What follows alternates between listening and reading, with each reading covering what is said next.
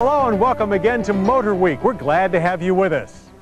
Back in 1992, Cadillac scored an automotive coup of sorts when its redesigned fourth-generation Seville made a clean sweep of U.S. automotive awards. It was also the first Cadillac to go head-to-head against the haughty import marques like Mercedes, BMW, Jaguar, and Lexus. And it did so quite well, too. Cadillac sells about 37,000 Sevilles each year. But now, with the new 1998 Seville, Cadillac has its eyes on an even larger luxury market, the world.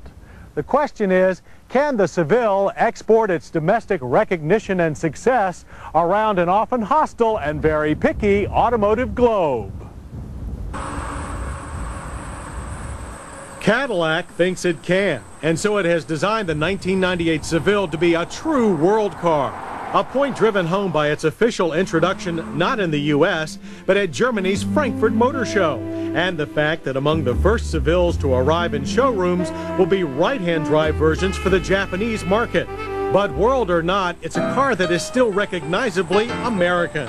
And one look at the sheet metal that offers today's usual slick aerodynamics but retains that traditional Cadillac look leaves no doubt as to the Seville's country of origin. Nor will its size. Despite being 3 inches shorter than last year, yet having an extra 1.3 inches of wheelbase, the Seville is still very much a large car. It's now based on the same G-body platform as the Aurora.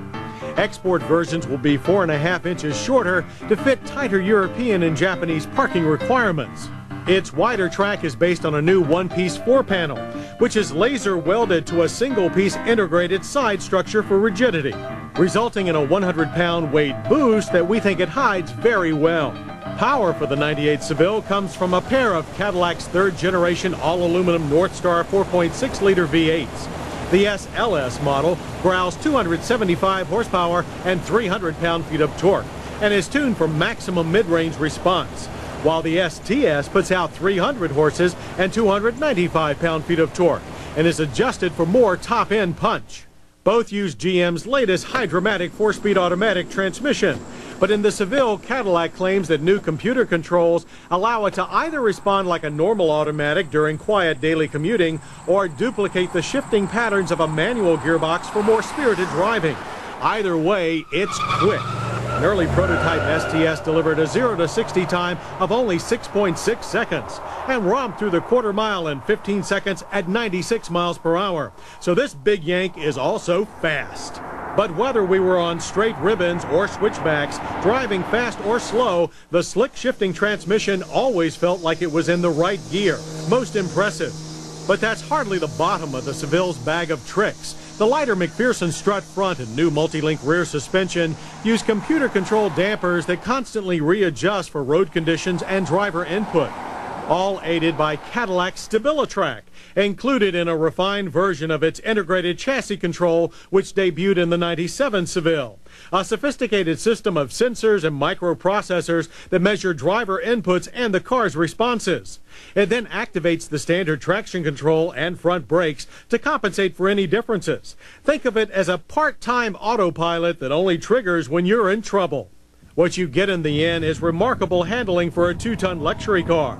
Pre-production STS models driven at GM's Michigan Proving Grounds felt exceptionally tight and nimble. Some of us wanted more feel from the Magna-Steer power steering, but all agreed that the latest Seville was a major step forward in domestic luxury car sophistication. Of course, Cadillac didn't forget the brakes, which are anti-lock equipped 4-wheel disc. The electronic suspension also improves braking stability and reduces the dreaded big car nosedive. Now all this technical wizardry is accompanied by a healthy dose of luxury and style. The new dash flows seamlessly along in a soothing oriental theme, while a healthy dose of wood trim adds some traditional European style.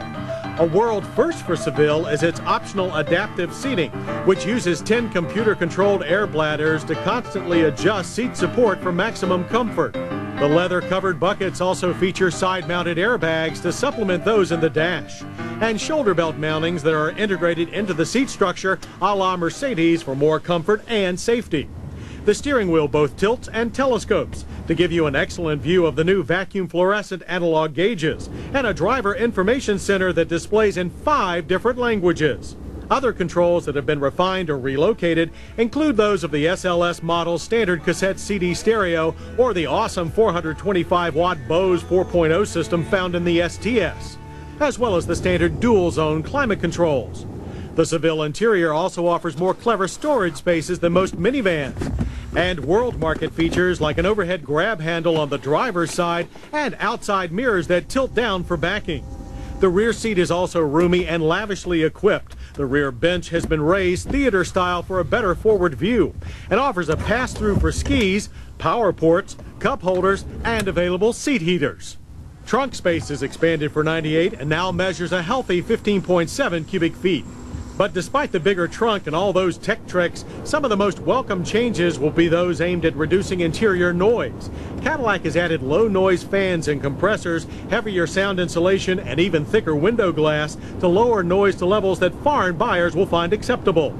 A world car side benefit that American drivers will also greatly appreciate. Cadillac hasn't yet announced what different countries will pay for the Seville, but has promised to retain its current competitive edge over competition like the Lexus LS400. So expect the price for the SLS to start at about $41,000. The more lavishly equipped STS will go for about $46,000. Which means that not only will luxury car buyers be taking a fresh look at the Cadillac Seville, but other luxury car makers as well. Our first drive in the new Seville tells us that they have good reason to be concerned. The 1998 Cadillac Seville is not only the most technically advanced car that Cadillac has ever built, but a machine capable of running alongside the world's best, a true world car, and one that we think the rest of the world will finally welcome with open arms.